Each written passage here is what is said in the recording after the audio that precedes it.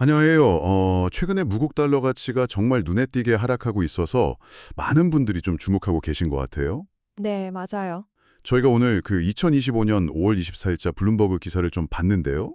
이걸 바탕으로 왜 이런 현상이 나타나는지 한번 파헤쳐 보려고 합니다. 그 기사 내용이 흥미롭더라고요. 네, 기사에 따르면 달러 가치가 2023년 이후로 가장 낮은 수준까지 떨어졌고 연초 대비로는 7% 이상 하락했다고 하니까요. 7%면 상당히 큰 폭이죠. 그렇죠. 그래서 이번 분석에서는 달러 약세의 진짜 원인이 뭘까? 어떤 요인들이 이렇게 복합적으로 작용하고 있는지 좀 명확하게 이해하는 게 목표입니다. 네, 특히 트럼프 대통령의 새로운 관세 위협이라든지 또 재정 적자 확대 우려 같은 게 핵심 동력으로 꼽히고 있잖아요. 맞습니다.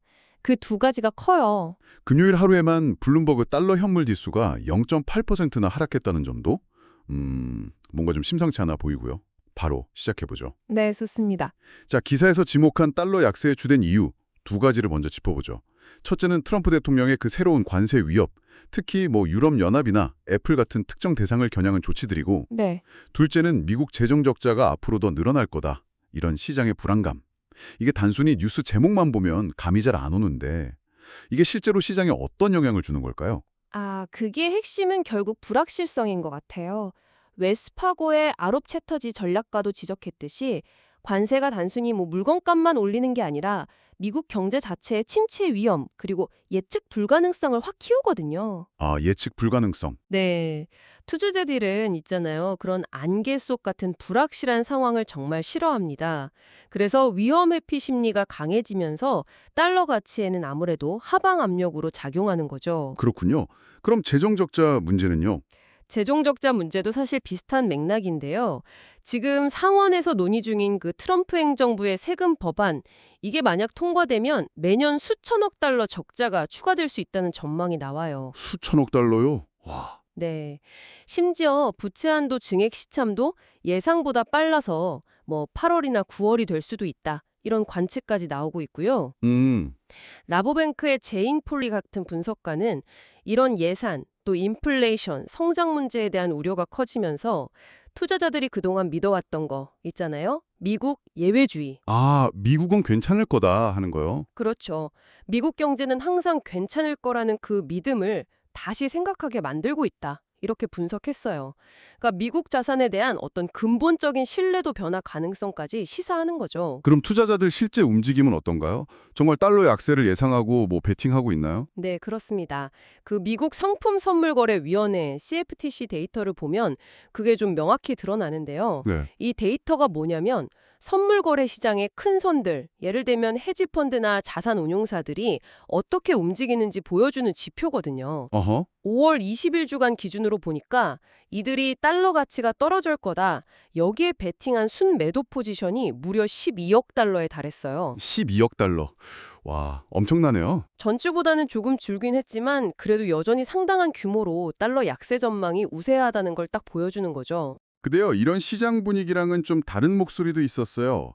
그 스콧 베센트 재무장관이 블룸버그 TV에 나와서 몇 주 안에 대규모 무역 협상이 타결될 수도 있다. 이렇게 꽤 긍정적인 발언을 했거든요. 네, 그랬죠. 심지어 최근 외환 시장 움직임은 달러가 약해서가 아니라 다른 통화들이 강했기 때문이다. 이렇게 선을 긋기도 했고요. 이건 좀 어떻게 봐야 할까요? 근데 시장은 그 베센트 장관 발언을 뭐랄까 액면 그대로 받아들이진 않는 분위기였어요. 모넥스의 외환 트레이더 헬렌 기분 같은 경우는 이 발언이 달러 방어에 별 도움이 안 됐고 오히려 현 행정부가 약달러 정책을 은근히 바라는 거 아니냐 이런 추측만 더 키웠을 수 있다고 봤거든요. 오히려 역효과일 수도 있다는 거군요. 그렇죠. 실제로 그 발언 이후에도 G10 통화, 그러니까 주요 10개국 통화가 모두 달러 대비 강세를 보였어요. 특히 뉴질랜드 달러나 호주 달러가 상승을 이끌었고요. 캐나다 달러는 작년 10월 이후 가장 높은 수준까지 오르기도 했죠. 결국 시장은 당장의 그 관세 위협이나 재정 우려, 이런 현실적인 문제에 더 무게를 둔 셈이에요. 그렇군요. 그럼 이 모든 상황을 종합했을 때 청취자 여러분께서 기억하셔야 할 핵심은 뭘까요? 현재 달러 약세는 결국 트럼프 행정부의 관세 정책 같은 무역 관련 불확실성, 그리고 또 미국의 재정 건전성에 대한 우려, 이 두 가지가 주된 동력이라는 점, 이게 중요하겠네요. 맞습니다. 그리고 정부 관계자의 어떤 긍정적인 발언에도 불구하고 투자 심리는 여전히 달러 약세 쪽에 좀 더 무게를 두고 있는 것으로 보인다는 거. 네. 이 상황 자체가 사실 정치적인 결정이나 재정 정책이 시장의 신뢰 그리고 통화 가치에 얼마나 직접적이고 즉각적으로 영향을 미치는지 아주 잘 보여주는 사례라고 할 수 있습니다. 그렇죠. 한 국가의 경제 전망에 대한 투자자들의 믿음이 흔들릴 때 어떤 일이 벌어지는지 이걸 명확히 보여주는 거죠. 결국 이게 더 큰 질문으로 이어지는데요. 만약 이런 달러 약세 추세와 그 배경에 있는 여러 우려들이 계속된다면 과연 미국의 경제적인 위상이나 영향력이 앞으로도 지속 가능할 것인가 하는 좀 근본적인 질문을 던지게 됩니다. 정말 중요한 질문이네요. 오늘 저희와 함께 이렇게 달러 가치 하락의 이면을 깊이 들여다봐 주셔서 감사합니다. 네, 저도 유익한 시간이었습니다. 마지막으로 청취자 여러분께 생각해 볼 질문 하나 던지면서 마무리하고 싶습니다.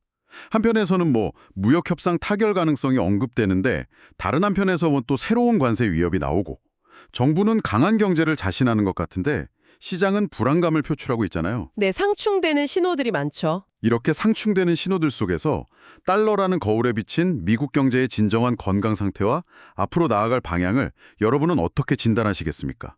이 질문을 한번 곱씹어 보시면 좋겠습니다.